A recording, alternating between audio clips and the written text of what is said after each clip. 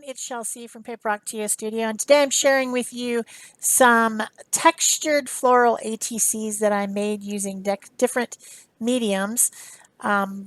In July, starting on July 1st, we're having the ATC a day challenge that we always do, and so I was just kind of getting in the ATC mood, but for the rest of this month, we still are doing mediums. So I decided to do some palette knife painting to make some textured ATCs. And this first one I'm doing heavy, like super heavy gesso. It's a Liquitex product, and this is, I just love making texture with this stuff. It dries with kind of a, it's not shiny when it dries. It's a chalky type of, well, it's gesso, right?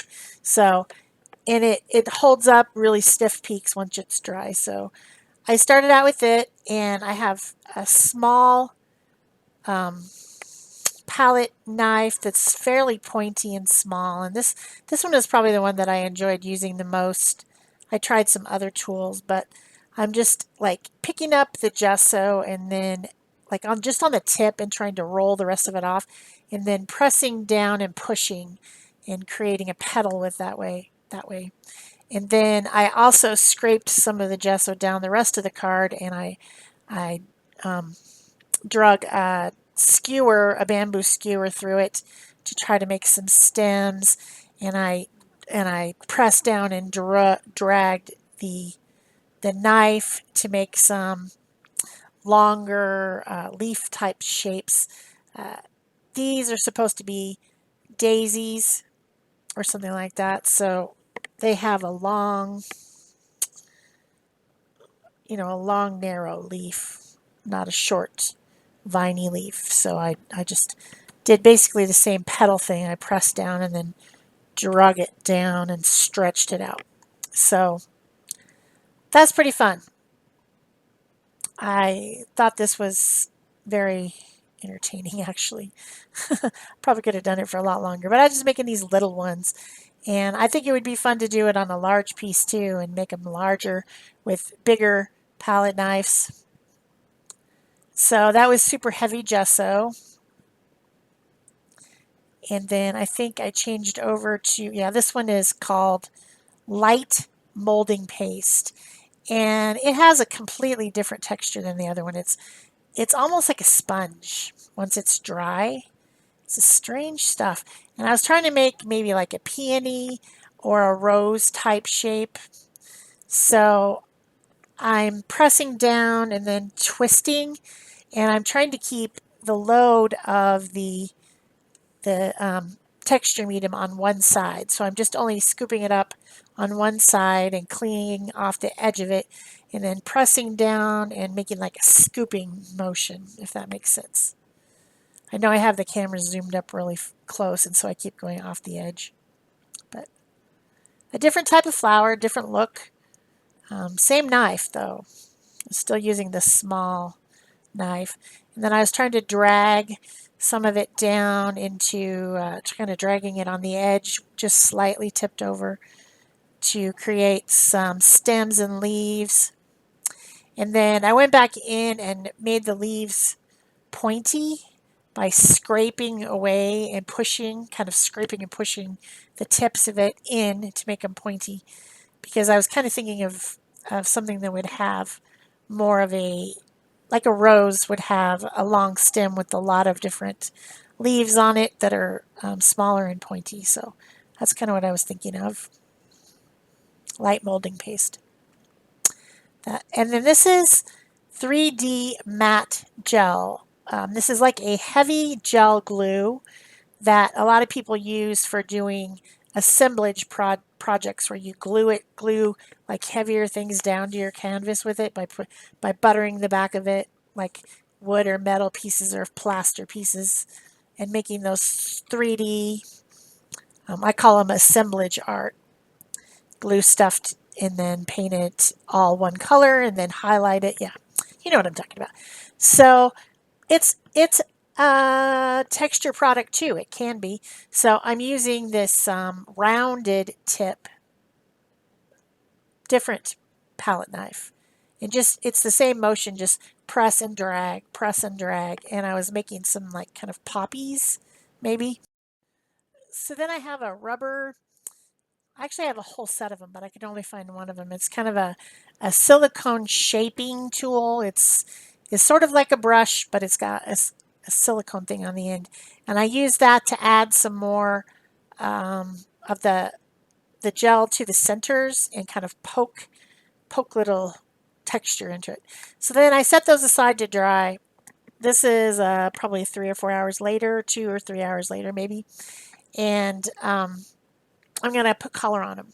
So I've got the first one. I started out by just painting the entire thing with a light cadmium red paint, and kind of like texturizing it with a a wet baby wipe and kind of wiping off a little bit of the paint that was on the little flower parts. So I set that one aside to dry the, the paint, you know. And then I got out some different, this is golden high flow paint. So a fluid acrylic like an ink, but they just call it high flow. And I let that kind of drip and run over the next one. And I sprayed it with a little bit of water, and then I blotted off the flowers so that they wouldn't be as green. Then this is some Marabou art spray, but the sprayer won't spray anymore. So I just dripped it on there. I poured it on there. And then some more high flow with a yellow, like a green gold color. And blotting back where the flowers are. And then I switched to like a turquoise color on that one. Like maybe a teal or a turquoise, just for interest, you know. And I'm using that mint color or whatever it is to put some darks in there. Just going back and forth and using fluid products to drip and drag and let them be on there. That's some plum color from that Marabou art spray that doesn't spray. That annoys me so much. When you buy these sprays and then the next time, you know, you use them once and the next time you try to use them, they don't spray anymore. Grr, makes me mad. So then this is some orange iron oxide in the high flow, the translucent high flows. And I just wanted to darken around the edges of my flowers. So I just put it there, sprayed it a little bit with water, you know, let it be. And then now I'm adding some yellow, just using the straw inside of the sprayer for fun. And just working back and forth between all of them. I decided to try putting some white on there. That wasn't very successful. The white was too opaque because it was titanium white, which is an opaque color. So even though I dripped onto it, some water sprayed onto it, it's still the dark purple that I had before was completely obliterated. So, you know, it's an experiment. So I put that back on the dark purple and then just kept blotting. It was really running and bleeding a lot, which I didn't mind so much, but yeah, I had to keep blotting it because it kept trying to get out of bounds. They get really wet.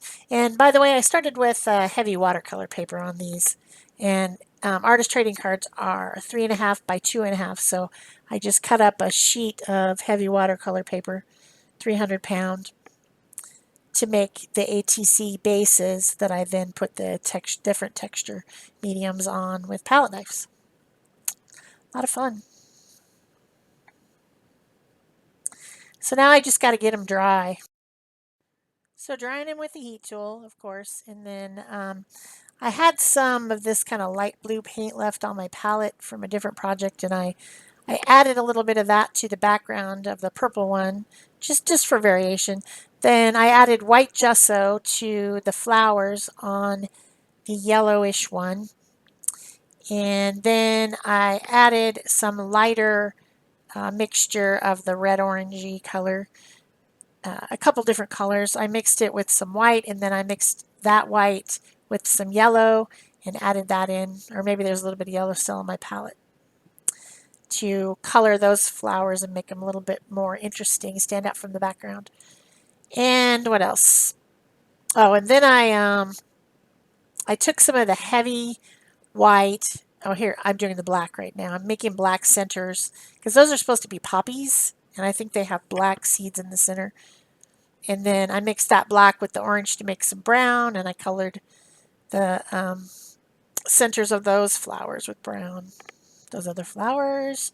And then I used some heavy white to just kind of drag over the tops and highlight the rose ones because you really couldn't see the texture. So I just used my finger and dragged that heavy white paint over the top. And then these got set aside to dry again.